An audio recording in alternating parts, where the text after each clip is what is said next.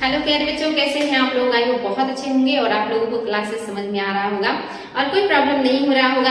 आज आपका नया चैप्टर है और आज भी हम लोग बहुत सारे महत्वपूर्ण तथ्य को देखेंगे और ये आपका चैप्टर 2-3 दिन चलेगा क्योंकि ये बहुत बड़ा है और साथ ही बहुत ज्यादा इम्पोर्टेंट भी है। यहाँ से कोई भी तथ्य छोड़ नहीं सकते हैं। इसी वजह से आप लोगों को सारी क्लासेस को बहुत अच्छे से देखना है और बहुत बढ़िया से सारी चीजों को याद कर लेना है ताकि एग्जाम में जब भी कोई क्वेश्चन बने तो प्रॉब्लम ना हो। तो आज जो आपका चैप्टर है बहुत इंटरेस्टिंग है, बहुत ही बढ़िया चैप्टर है, धर्म एवं दर्शन।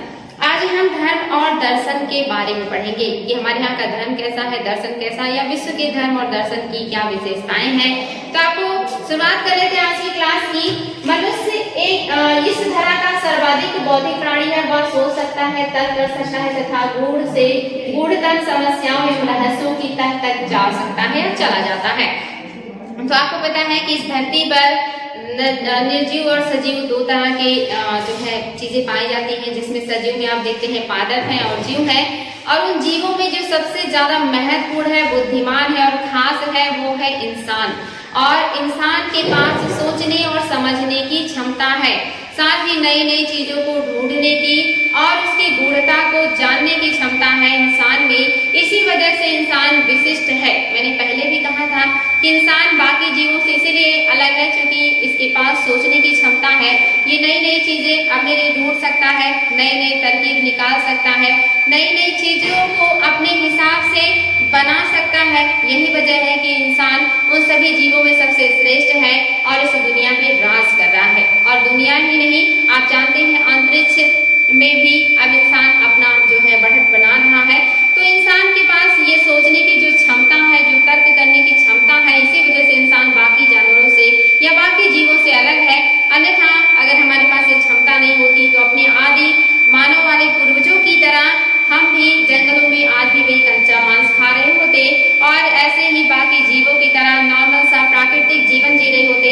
लेकिन आज हमने उस प्राकृतिक जीवन से शुरुआत करके ऐसी दुनिया में प्रवेश कर लिया है जहाँ पे सब कुछ प्रौद्योगिकी पर आधारित है। और आज हम उन सभी जीवों का या इस दुनिया में जितने भी सजीव और निर्जीव पदार्थ हैं उनका अपने हिसाब से उपयोग कर रहे हैं क्योंकि हमारे पास दिमाग है, सोचने की क्षमता है और चीजों को अपने अनुकूल करने की हमारे पास क्षमता और सूझ है। यही वजह है कि हम अपने आप को सबसे विशिष्ट स्थान रखते हैं। तो यही कहना है बच्चों कि हम क्यों अलग है, क्योंकि हमारे पास सोचने की क्षमता है और जो गूढ़ से गूढ़तम समस्याएं हैं इनके रहस्यों के तक चले जाने की क्षमता है। साथ ही आज वह बौद्धिक विकास के जिस स्तर पर है वहां तक पहुंचने में उसे हजारों वर्ष लग गए। ऐसा नहीं कहा जा सकता कि बौद्धिक विकास की प्रक्रिया सदैव लंबवत रही है। यानी कि ऐसा हम कभी नहीं कह सकते कि विकास की जो प्रक्रिया है वो हमेशा निम्न स्तर से उच्च की तरफ जाती रही, यानी कि बॉटम से टॉप की जो प्रक्रिया होती हमेशा ऐसा ही नहीं चला। ये आज जो हमने स्तर प्राप्त किया है, आज हमारे पास जो प्रौद्योगिकी है, आज हमारे पास जो क्षमता है अपने हिसाब से चीजों को करने की, इस क्षमता को हासिल करने में हमको हजारों वर्ष लगे। हजारों वर्षों के बहुत सारे रिसर्च, संशोधन और प्रयासों के बाद आज हमारे पास इतनी क्षमता है कि हम पूरे पृथ्वी पर राज करते हैं। और पृथ्वी ही नहीं, हम चंद्रमा, मंगल और अन्य ग्रहों पर भी अपनी बढ़त बनाने का प्रयास कर रहे हैं। और ऐसा भी नहीं है कि विकास जब से शुरू हुआ तब से लगातार एक ही जो है क्रम में या एक ही क्वांटिटी में चला रहा है। हमेशा विकास का दर ऊर्ध्वाधर नहीं था, कभी कम और कभी ज्यादा था। और ऐसा भी नहीं है कि आज का जो मानव है वो बहुत बुद्धिमान है, इसके पहले के मानव के पास उतना दिमाग नहीं था। सच तो ये है इसके पहले के भी बहुत से ऐसे महान पुरुष हुए हैं जो आज के मानव से भी कहीं ज्यादा क्षमता रखते थे। उनके पास हमसे भी कहीं ज्यादा सोचने, समझने और तर्क करने की क्षमता थी। आगे बढ़ते हैं बच्चों, तो ये आपका हमेशा ऊर्ध्वाधर नहीं रहा है। क्यों नहीं रहा है? क्योंकि आपको पता है कि जो बौद्धिक क्षमता है ये हमेशा लंबवत नहीं रहता। आगे कह रहा है कि इतने महान हम लोग ये कहाँ थे, चलो फिर से देख लेते हैं बच्चों। ऐसा नहीं कहा जा सकता कि बौद्धिक विकास की प्रक्रिया सदैव लंबवत रही हो, क्योंकि प्राचीन काल में भी इतने महान विद्वान और बौद्धिक ऋषि, योगी, धर्मोपदेशक हुए हैं जिनकी बौद्धिक क्षमता आज के मानव से कहीं अधिक थी। यानी कि प्राचीन काल में भी ऐसे बहुत से विद्वान या जो है महान व्यक्ति हुए हैं जिनकी जो बौद्धिक क्षमता है वो आज के मानव से कहीं बहुत अधिक थी। तो हम ये कभी नहीं कह सकते कि आज का मानव ही सबसे बुद्धिमान है और पहले के जो मनुष्य थे वो बुद्धिमान नहीं होते थे। जिसमें से आपने देखा है कि बहुत सारे हमारे पुराने टाइम के जैसे आर्यभट्ट थे, उन्होंने बिना किसी संसाधन के ही सदियों पहले इस बात की घोषणा कर दी थी कि जो पृथ्वी है वो सूर्य का चक्कर लगाती है। यानी कि ये जब प्रमाणित हुआ उसके बहुत पहले इस तरह की घोषणाएं भारत के विद्वानों ने कर दी थी। इसके अलावा और भी बहुत सारे विद्वान हैं जिन्होंने अपने अपने क्षेत्र में महारत हासिल कर रखी थी और वो जो क्षमता थी उनकी शायद ही आज के मानव में ये देखने को मिलती हो। आगे बढ़ते हैं बच्चों। आज के मनुष्य के पास तर्क शक्ति के साथ साथ वे साधन भी मौजूद हैं जिनसे वह अपने मत को वैज्ञानिक तरीके से साबित कर सकता है। यानी कि आज का जो मानव है उसके पास बौद्धिक क्षमता के साथ साथ टेक्नोलॉजी है, साइंस है, तरीका है कि वो अपनी बातों को सिद्ध कर सकता है, उसको दिखा सकता है। जैसे पहले आर्यभट्ट ने घोषणा की कि पृथ्वी सूर्य का चक्कर लगाती है, लेकिन उनकी बातों पे किसी ने विश्वास नहीं किया क्योंकि वो अपनी बात को सिद्ध नहीं कर पाए। उन्होंने बस घोषणा की, इस चीज को बताया, लेकिन कोई समझ नहीं पाया इसको। लेकिन वही आज के टाइम में लोग क्यों बातों को विश्वास कर लेते हैं? क्योंकि आज हमारे पास ऐसे प्रक्षेपास्त्र है, ऐसी टेक्नोलॉजी है कि हम उपग्रहों को बना करके इसको डायरेक्ट दिखा सकते हैं कि देख लीजिए कि सूर्य का किस तरह से जो पृथ्वी है वो चक्कर लगा रही है। तो ये सारी चीजें आज हमारे पास संसाधन उपलब्ध है जिसकी वजह से आज हम अपनी चीजों को सिद्ध कर ले जाते हैं। और पहले के लोगों के पास ये संसाधन नहीं थे, लेकिन तर्क करने की क्षमता हमसे कहीं बहुत आगे थी उन लोगों की। तो ये सारी बातें बच्चों याद रखेंगे, बहुत गुड बात है। कभी भी ये नहीं सोचना कि आज का मानव ही सबसे बुद्धिमान प्राणी है धरती का। इसके पहले भी हमसे कहीं बहुत ज्यादा विद्वान और बुद्धिमान लोग हुआ करते थे जो सारी बातों को पढ़ करके याद करके जुबानी ही कंठस्थ करा दिया करते थे, जिन्हें किसी किताब की जरूरत नहीं होती थी और उस समय के विद्यार्थियों को किसी भी पेन और कॉपी की जरूरत नहीं होती थी। लोग ऐसे ही चीजों को याद कर लिया करते थे, वो भी एक क्षमता थी चीजों को याद रखने की। आगे है धर्म। धर्म क्या है? धर्म एक व्यापक अभिवृत्ति है जिसमें किसी अलौकिक शक्ति या अवस्था में विश्वास, मनुष्य की भावनात्मक आवश्यकताओं की पूर्ति, कर्मकांड, नैतिक आचरण आदि पक्षों पर बल दिया जाता है तथा जो मनुष्य के जीवन पर गहरा प्रभाव डालता है। धर्म क्या है? सही मायने में धर्म क्या है? जो धारण करने योग्य है, जो हमें धारण करना चाहिए, जो हमारे लिए अच्छा है और जो अच्छा होता है वही हमें धारण करने के लिए कहा जाता है। तो जो धारण करने योग्य हो वही धर्म है। और धर्म क्या कहता है कि जो ये आत्मा है ये परमात्मा में मिल जाता है और सर्वश्रेष्ठ जो है वो आपका परमात्मा है। साथ ही ऐसी हमारी जो है सोच और प्रवृत्तियां जो अलौकिक चीजों में विश्वास करती हैं, भगवान में विश्वास करती हैं, जो अच्छे बुरे कर्मों में विश्वास करते हैं, ये सारी चीजों की जो संतुष्टि है वो धर्म से मिलती है। और ओवरऑल मिला करके जो आपका धर्म है यह एक व्यापक अभिवृत्ति है जिसमें किसी अलौकिक शक्ति या अवस्था में विश्वास मनुष्य की भावनात्मक आवश्यकताओं और उसकी जरूरतों को संतुष्टि देने में मदद करता है। नेक्स्ट है बच्चों दर्शन। ईस्वी सदी के आरंभ तक जैन और बौद्ध दर्शन के अलावा भारतीय दर्शन के 6 संप्रदाय विकसित हो चुके थे जिन्हें षड दर्शन कहा जाता है। यानी कि जो आपका शुरुआत का दर्शन था ये जैन और बौद्ध के अलावा और भी 6 दर्शन समाज में आ चुके थे। यानी कि इसके पहले आप देखते हैं वैदिक काल चल रहा था और वहां में इस तरह की कोई जो है बहुत तरह के दर्शन देखने को नहीं मिलते। लेकिन जब जैन धर्म आता है, बौद्ध धर्म आता है, उसके बाद 6 और दर्शन की परिकल्पना की जाती है। और वो 6 और दर्शन कौन कौन से हैं एग्जाम में आता है, दर्शन के नाम और उनके प्रणेता के नाम भी आते हैं। तो ये याद रखेंगे। पहला है सांख्य दर्शन जिसको महर्षि कपिल ने इसके प्रणेता हैं या जनक हैं। दूसरा है योग दर्शन, इसके महर्षि पतंजलि हैं। इसके बाद है न्याय दर्शन जिसके महर्षि गौतम है। इसके बाद है वैशेषिक दर्शन जिसके महर्षि कणाद है। वेरी वेरी इंपॉर्टेंट है बच्चों, इसको याद रखेंगे। और इसके बाद है पूर्व मीमांसा जिसके महर्षि जैमिनी है और उत्तर मीमांसा जिसके महर्षि वादरायण है। ये 6 दर्शन और इनके प्रणेता एग्जाम में बहुत ही ज्यादा आता है। इसको केयरफुली सुनिएगा और इसको नोट जरूर कीजिएगा। इन सभी प्रमुख दार्शनिक पद्धतियों को वेद में विश्वास रखने या न रखने के आधार पर आस्तिक या नास्तिक 2 श्रेणियों में बांटा गया है। यानी कि जो दर्शन है इनको 2 श्रेणियों में बांटा गया है, एक तो आस्तिक और दूसरा नास्तिक। और एक किसको आस्तिक और किसको नास्तिक कहते हैं? तो नॉर्मली लोग सोचते हैं कि जो ईश्वर को मानता है वो आस्तिक और जो ना माने वो नास्तिक। लेकिन यहाँ क्या मानक बनाया गया है कि जो लोग वेद में विश्वास करते हैं वो आस्तिक है, और जो लोग वेद में विश्वास नहीं करते हैं वे नास्तिक हैं। तो चलिए देखते हैं कौन कौन सा दर्शन है जो वेद में विश्वास करता है यानी कि आस्तिक है, और कौन से दर्शन है जो वेदों की स्थिति को नकार देते हैं और वो नास्तिक हैं। तो यहाँ पे आप देख रहे हैं आस्तिक दर्शन, इनके अंतर्गत 6 दर्शन आते हैं, यानी कि आपके 6 जो दर्शन है वो आपके आस्तिक दर्शन में आते हैं, जिसमें सांख्य है, योगी है, न्याय है, वैशेषिक है, पूर्व मीमांसा, उत्तर मीमांसा, ये सारे आपके आस्तिक हैं। दूसरा है नास्तिक दर्शन। वे भारतीय दर्शन जो वेदों में विश्वास नहीं रखते उन्हें नास्तिक दर्शन कहा जाता है।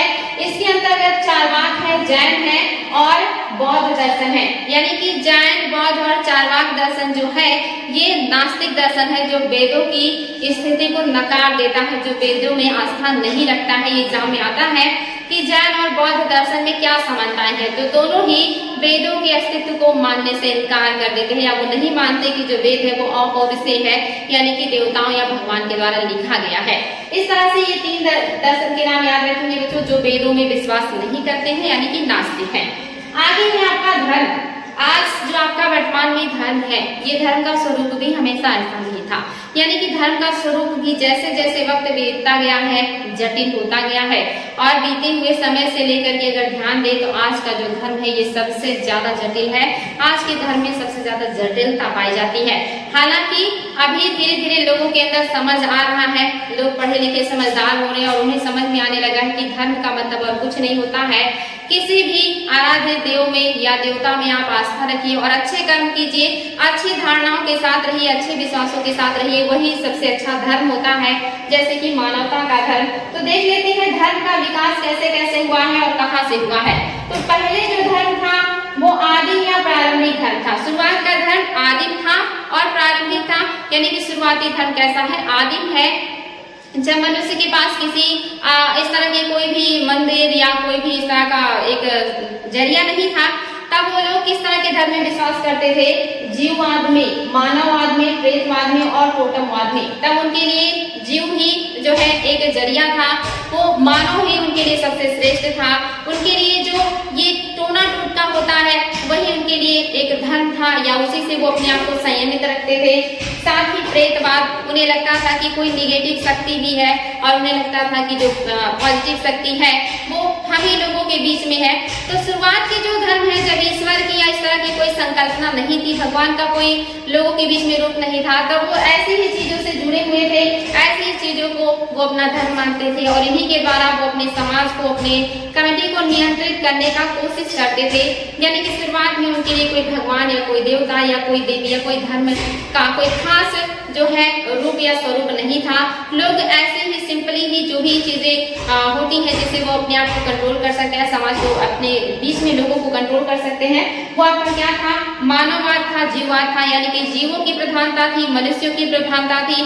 साथ ही थोड़ा बहुत प्रेतवाद में विश्वास था और टोटमवाद में भी थोड़ा बहुत विश्वास रखते थे।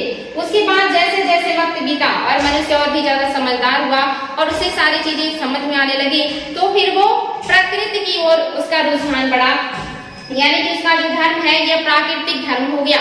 और प्राकृतिक धर्म में कौन कौन से हैं, वैदिक धर्म है, ताओ धर्म है, बेबीलोनियन धर्म है, ग्रीक धर्म है, मिस्र है, रोमन धर्म है। 20वीं सदी के मानववादी और प्रकृतिवादी धर्म, इसी को जो है किसमें रखा जाता है, प्राकृतिकवादी धर्म में।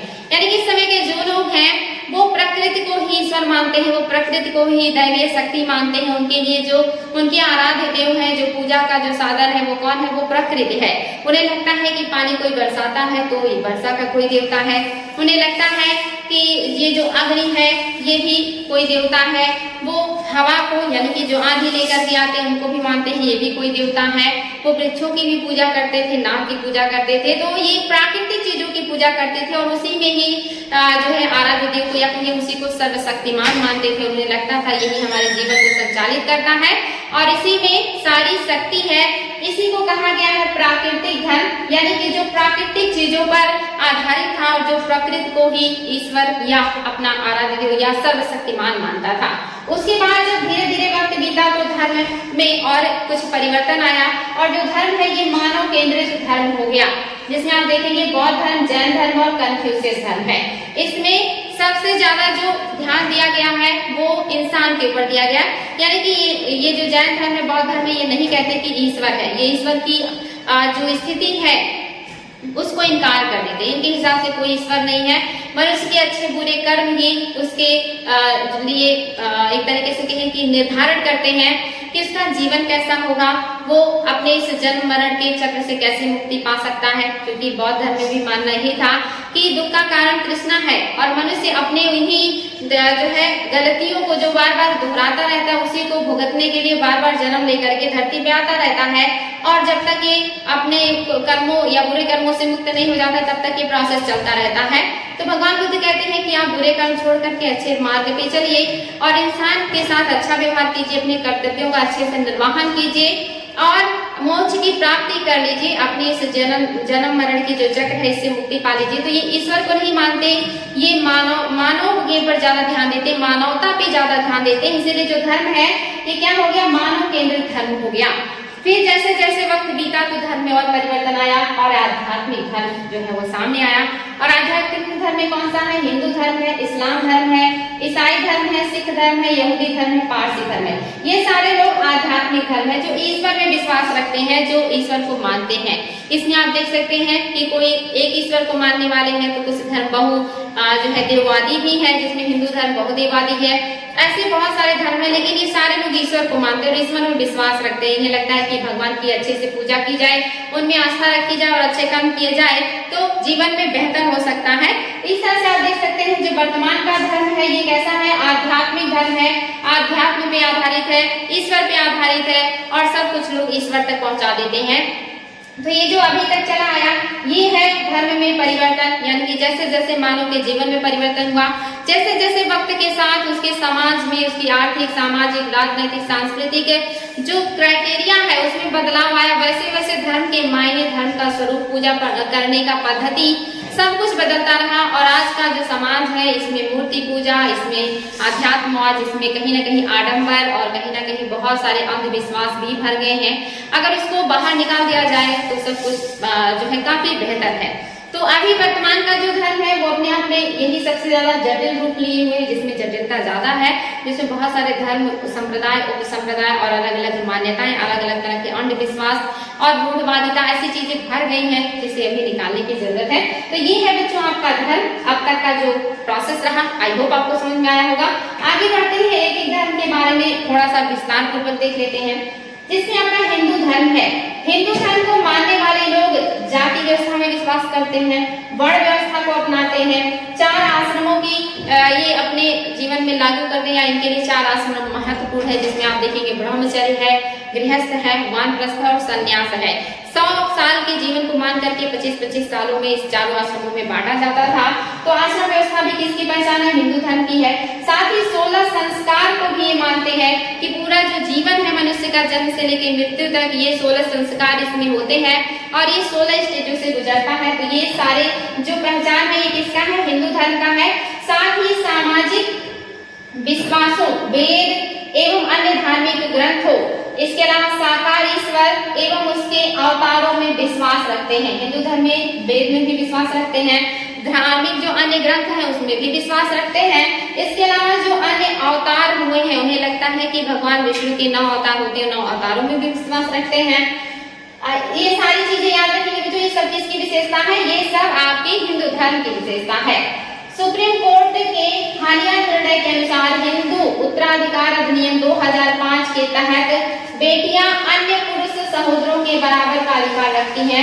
इसके पहले बेटियों को बराबर का अधिकार नहीं मिलता था लड़कों की तरह, लेकिन अभी परिवर्तन किया गया है सुप्रीम कोर्ट के द्वारा। तो ये याद रखेंगे बच्चों की सुप्रीम कोर्ट ने कब ये लागू किया है, तो ये लागू किया है सुप्रीम कोर्ट ने 2005 में। और यहाँ पे उन्होंने निर्णय लिया है कि जो लड़कियां हैं उन्हें भी अपने अन्य जो सहोदर में जो उनके भाई बहन हैं उन्हीं की तरह अपने पिता की संपत्ति में बराबर का अधिकार होगा। तो ये चीज आप याद रखेंगे, क्योंकि इसके पहले महिलाओं को संपत्ति में अधिकार नहीं मिलता था। वैदिक काल में कहा गया था कि अगर जो बेटी है विवाह नहीं करेगी तो पिता की संपत्ति में उसको अधिकार मिलेगा, लेकिन आगे चल करके अधिकार में समाप्त कर दिया गया और लड़कियों को जो है इस तरह के अधिकार नहीं मिलते थे। लेकिन अभी सुप्रीम कोर्ट ने ये लागू कर दिया कि अब लड़कियों को भी सभी के समान अधिकार मिलेगा संपत्ति में। आगे है बच्चों वैदिक युग। ऋग्वेद धर्म बहुदेववादी है, यानी कि ऋग्वैदिक जो धर्म है कैसा है, बहुदेववादी है। ऋग्वेद में अग्नि पर 200 सूक्त है, यानी कि ऋग्वेद में आप देखेंगे सबसे ज्यादा जो सूक्त है वो किस देवता को समर्पित है, तो ये इंद्र देवता को समर्पित है, लगभग 250 सूक्त। वही बात करेंगे अग्नि को, तो अग्नि के लिए 200 सूक्त है। वैदिक काल में अग्नि ने देवताओं और मानवों के बीच मध्यस्थ का कार्य किया था। ये भी क्वेश्चन बनता है कि देवताओं और इंसानों के बीच मध्यस्थता का काम कौन करता है, तो अग्नि करते हैं। वेरी वेरी इंपॉर्टेंट है बच्चों, ये चीज याद रखेंगे। आगे तीसरा महत्वपूर्ण जो स्थान है वो वरुण का है, इनको दिया जाता है। उसे संतुलित जो ऋतु का रक्षक कहा जाता है, यानी कि इन्हें क्या कहा जाता है कि ये ऋतु के रक्षक है, यानी कि सब कुछ संतुलित बनाए रखने के जो है देवता है। समाज में जो व्यवस्थाएं हैं वो अच्छे से बनी रहे, सब कुछ अच्छे से चलता रहे, इसके जो देवता है वो वरुण है। वहीं वर्षा के जो देवता है उनको इंद्र को माना गया है, जिनको पुरंदर भी कहा जाता था, जिसका मतलब होता है कीले को तोड़ने वाला। और वहीं आपके अग्नि है, ये मध्यस्थता के देवता है, तो सबसे ज्यादा सूक्त इंद्र को, दूसरे नंबर पे अग्नि को समर्पित है। तीसरे जो महत्वपूर्ण देवता है वो वरुण है। और एक और देवता जिनको सोम कहा जाता है, ये भी काफी इंपॉर्टेंट है, पेय पदार्थ के देवता है। तो ये महत्वपूर्ण देवता है आपके वैदिक काल के। वही कह रहा है सोम को वनस्पतियों का अधिपति बताया गया है। उत्तर वैदिक काल में जो है गोत्र प्रथा शुरू हुई। अगर बात करें कि गोत्र प्रथा कब शुरू हुई है, तो उत्तर वैदिक काल में शुरू हुई है। और गोत्र मीन्स होता है कि पूरे घर का या खानदान का जो गोधन होता है वो कहाँ होगा, तो उसी पूरे खानदान के गोधन को जहाँ रखा जाता है उसी को गोत्र कहते हैं। और उत्तर वैदिक काल में इसकी परंपरा भी चल पड़ी, और यहाँ पे ये धीरे धीरे जटिल हो गया कि जो अलग अलग लोग हैं वो अलग अलग गोत्र के होंगे, यानी कि बहुत सारे गोत्रों में लोग बट गए और ये ऋषियों के आधार पे बटे। और जो भी जिस गोत्र का होगा वो उससे अलग गोत्र में विवाह करेगा, यानी कि समान गोत्र में विवाह नहीं होना चाहिए, ऐसी भी परंपराएं आ गई। तो ये सारी कुरीतियां उत्तर वैदिक काल में शुरू हो गई थी बच्चों, याद रखेंगे।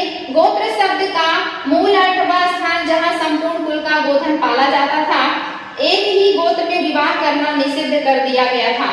गोत्र से बाहर विवाह करने की प्रथा चल पड़ी। उत्तर वैदिक काल के ग्रंथ हमें 4 आश्रम स्पष्ट दिखाई देता है, उत्तर वैदिक काल में ही हमें 4 आश्रम स्पष्ट दिखाई देने लगे हैं। सर्वोच्च देवता इंद्र या अग्नि ना होकर सृजन के देवता प्रजापति थे, पशुओं के देवता रुद्र थे। यानी कि उत्तर वैदिक काल में जो देवता हैं इसमें परिवर्तन आ गया। वैदिक काल में जो सर्वोच्च देवता इंद्र और अग्नि थे, उत्तर वैदिक काल में अब वो कौन हो गए हैं, प्रजापति हो गए हैं। और साथ ही जो पशुओं के देवता हैं, जो पोषण थे ऋग्वैदिक काल में, उत्तर वैदिक काल में वो रुद्र हो गए हैं। तो याद रखिएगा बच्चों, पशुओं के देवता रुद्र हैं उत्तर वैदिक काल में, और ऋग्वैदिक काल में कौन है, पूषण है। एग्जाम में आ चुका है कि ऋग्वैदिक काल में पशुओं के देवता कौन थे, पूषण थे। और यही पूषण उत्तर वैदिक काल में जो है शूद्रों के देवता हो गए। और यहाँ पे आप देख रहे हैं कि जो रुद्र हैं ये पशुओं के देवता हो गए हैं उत्तर वैदिक काल में। ये तथ्य जरूर याद रखिएगा, वेरी वेरी इंपॉर्टेंट। और बात करें उत्तर वैदिक काल का सबसे महत्वपूर्ण देवता कौन है, तो ये प्रजापति है, ये भी आपको याद रखना है। और इंद्र और अग्नि जो है ये वैदिक काल के सबसे महत्वपूर्ण देवता है, लेकिन उत्तर वैदिक काल में इनकी महत्ता घट गई है। अब आगे देख लेते हैं बच्चों, यहाँ पे आपके जो पोषण है पशुओं की रक्षा करने वाला माना जाता था इनको, और ये शूद्रों के देवता हो गए। याद रखिएगा जो पोषण है ये वैदिक काल में पशुओं की रक्षा करने वाले थे, लेकिन उत्तर वैदिक काल में ये शूद्रों के देवता हो गए। ये बहुत ही ज्यादा इंपॉर्टेंट है, एग्जाम में यहाँ से क्वेश्चन बनता है, इसलिए आपको इसको ध्यान रखना है।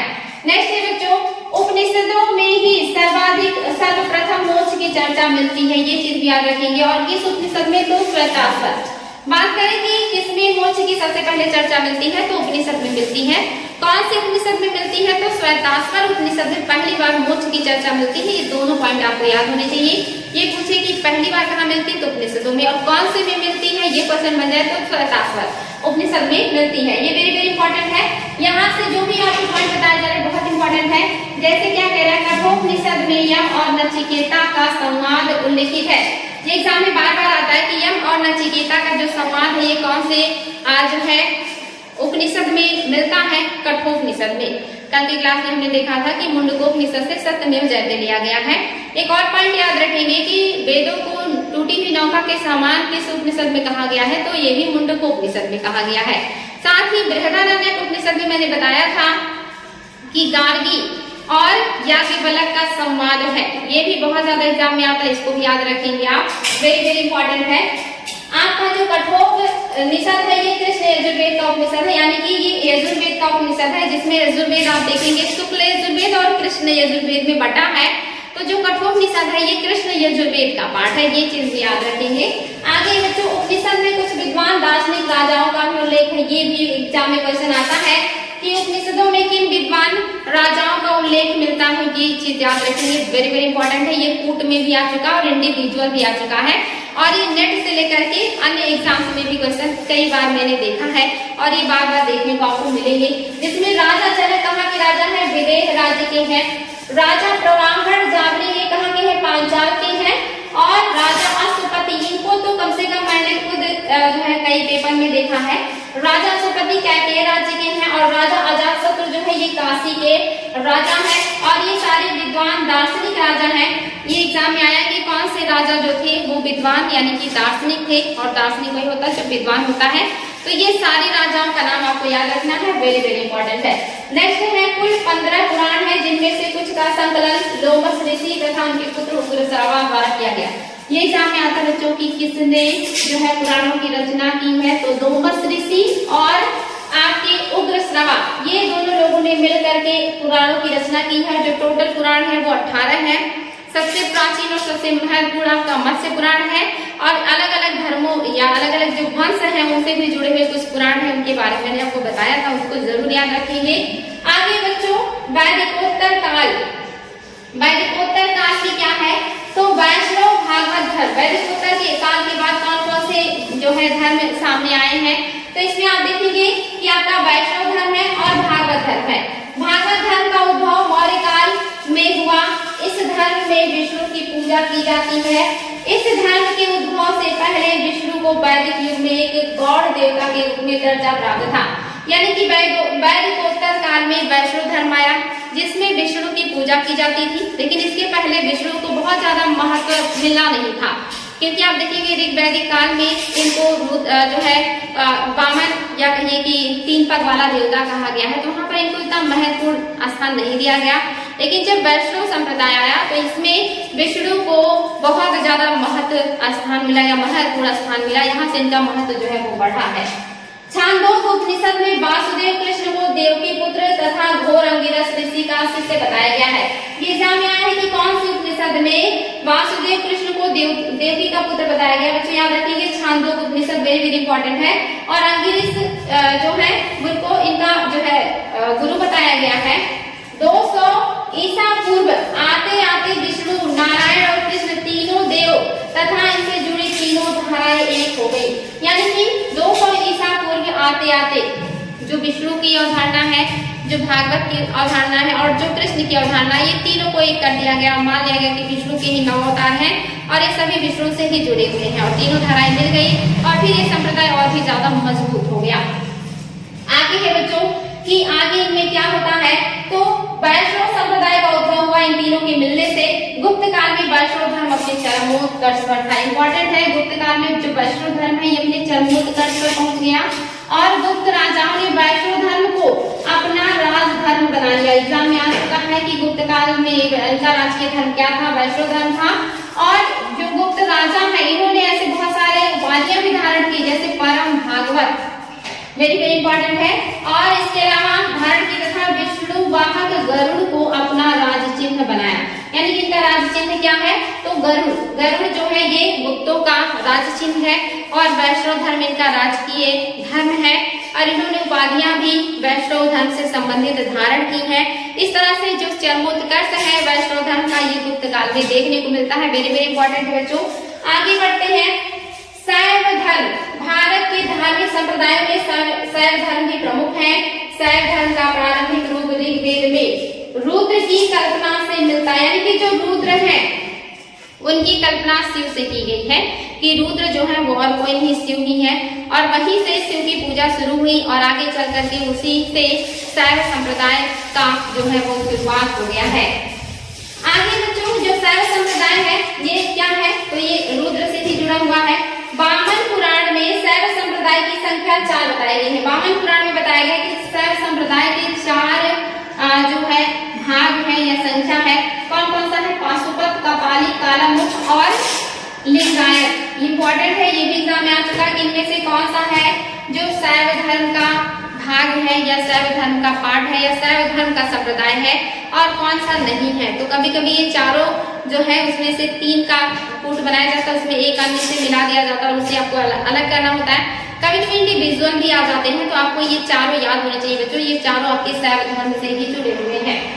आगे है आपका पाशुपत संप्रदाय, शैवों का सबसे प्राचीन संप्रदाय है। ये भी क्वेश्चन बन चुका है कि शैव संप्रदाय का सबसे प्राचीन संप्रदाय कौन सा है, वो आपका पाशुपत संप्रदाय है।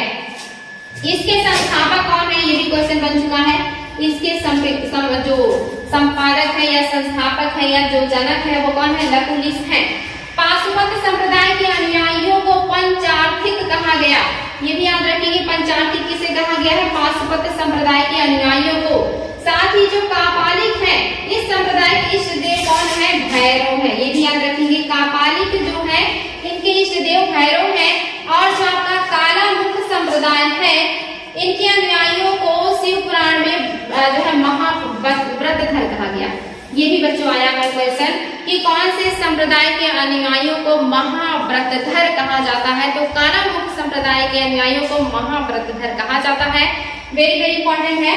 इस संप्रदाय के लोग, ये भी आ चुका है, नर कपाल में भोजन जल और सुरापान करते थे और शरीर पर चिता का भस्म लगाते थे। ये याद रखेंगे कि शरीर पर ये चिता का भस्म लगाते थे। वेरी वेरी इंपॉर्टेंट है। ये कौन करते हैं, ये करते हैं काला मुख संप्रदाय के लोग, जिन्हें महाव्रतधर कहा जाता है। ये जो भी भोजन करते हैं, ये कपाल खंड में यानी कि जो खोपड़ी होती है किसी मरे हुए व्यक्ति का, उसी में ये भोजन भी करते हैं, पानी भी पीते, उसी में सुरा यानी कि मदिरा का पान भी करते हैं। साथ ही शमशान से मरे हुए शव की जो जो शव होता है उसको जानने पर जो राख बचती, उस राख को अपने शरीर पे लगाते थे। ये सब किसकी विशेषता है, ये काला मुख की विशेषता है। ये भी एग्जाम में आया कि कौन सा संप्रदाय है जो कपाल खंड में पानी पीता है, कपाल खंड में खाना खाता है और अपने शरीर पे शव का भस्म लगाता है, काला मुख संप्रदाय। वेरी वेरी इंपॉर्टेंट, किसका भाग है, शैव संप्रदाय का। आगे बच्चों, और ये लोग क्या करते हैं, नेक्स्ट है लिंगायत। लिंगायत की विशेषता क्या है, लिंगायत समुदाय दक्षिण में काफी प्रचलित था। इस संप्रदाय के लोग शिवलिंग की उपासना करते थे। लिंगायत किसकी उपासना करते थे, शिवलिंग की उपासना करते थे। तमिलनाडु में नयनार संतों, जिनमें सभी जातियों के लोग शामिल थे, का उद्भव हुआ। यानी कि तमिलनाडु में किसका उद्भव हुआ है, किन संतों का, नयनार संतों का। और आपके नयनार कौन है, यही जो शैव धर्म को मानते हैं, शैव धर्म को मानने वाले लोगों को ही नयनार कहा जाता है। एग्जाम में आया कि नयनार कौन है और अलवार कौन है। तो नयनार जो शैव को मानते हैं और अलवार जो विष्णु की पूजा करते हैं, जो वैष्णव धर्म को मानते हैं। ये चीज याद रखेंगे बच्चों, वेरी वेरी इंपॉर्टेंट है। आगे है शाक्त धर्म।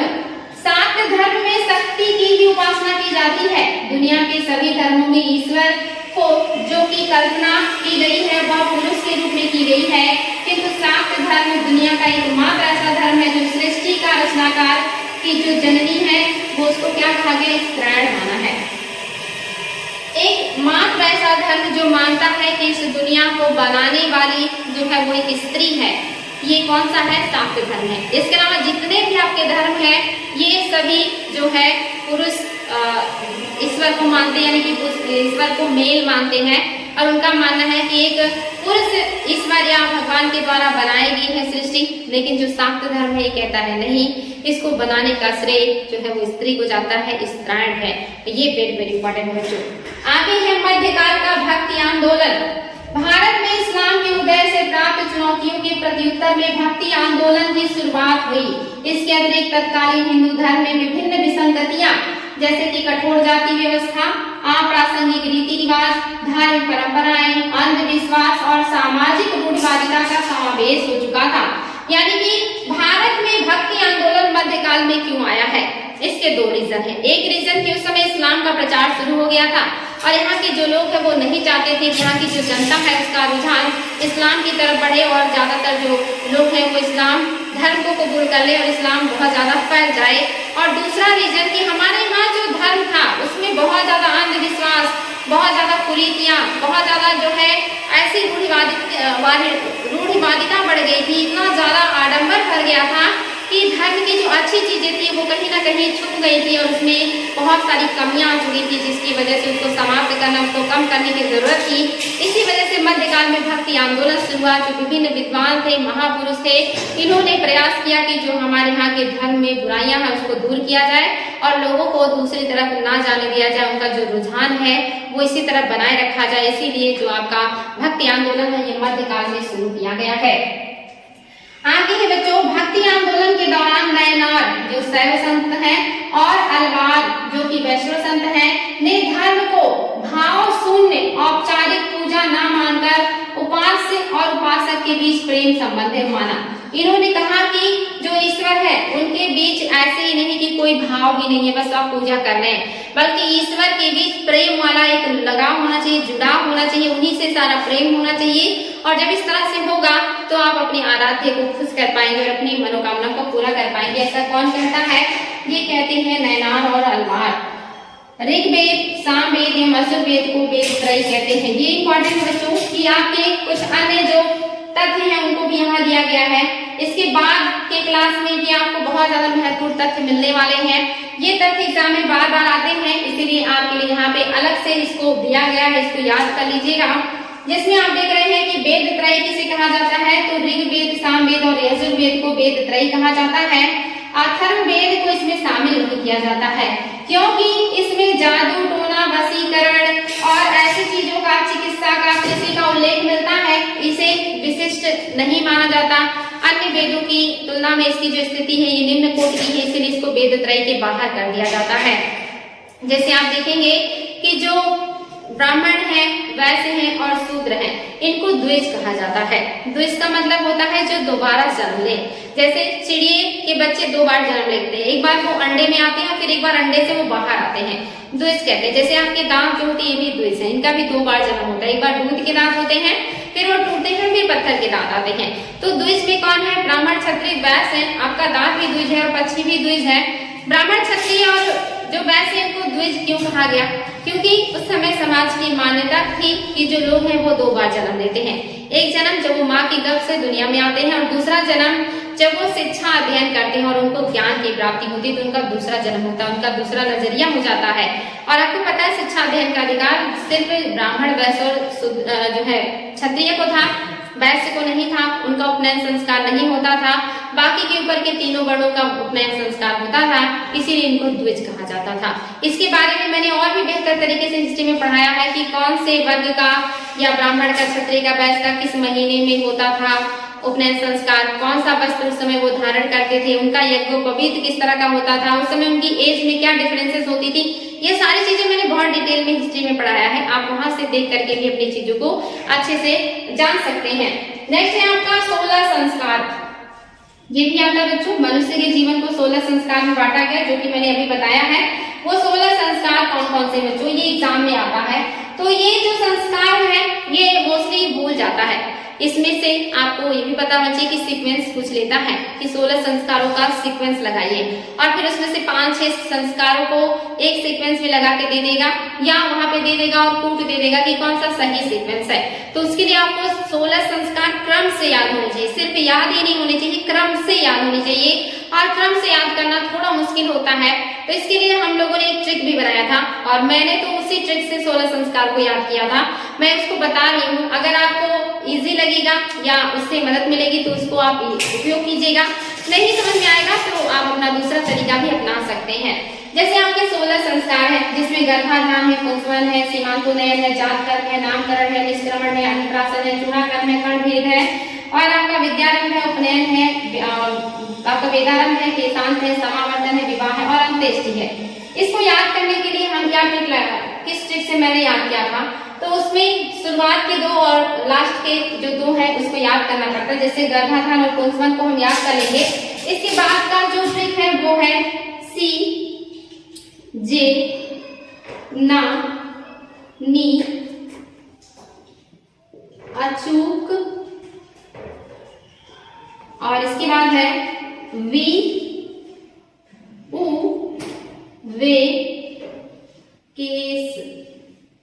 आप विवाह और अंत्येष्टि आपको याद करना होगा, और गर्भाधान और पुंसवन। बाकी आप सी जे ना नी अचूक वी उ वे केस, अगर आपको इतना याद है और शुरुआत के 2 लास्ट के 2 याद हैं तो आप इसका पूरा का पूरा आपको संस्कार याद हो जाएगा और सीक्वेंस में याद हो जाएगा। तो कभी भी यहाँ से क्वेश्चन बनेगा तो आपको दिक्कत नहीं होगा, इसलिए आपके लिए ये यहाँ पे लिखे गए हैं। नेक्स्ट है आपके 8 प्रकार के विवाह का प्रचलन था, और आप जानते हैं वो 8 प्रकार के विवाह का मैंने कल की क्लास में भी जिक्र किया था। मैंने इसको यहाँ पर भी जो है एक बार नोट कर दिया कि आप लोग इसको शॉर्ट स्क्रीन लेके रख लें, जब भी रिवीजन की जरूरत हो तो आप इसको रिवीजन कर लें। इसमें से 4 को समाज में मान्यता प्राप्त थी या स्वीकृति मिला था, जिसमें आपका ब्रह्म है, आर्ष है, देव है और प्रजापत्य है।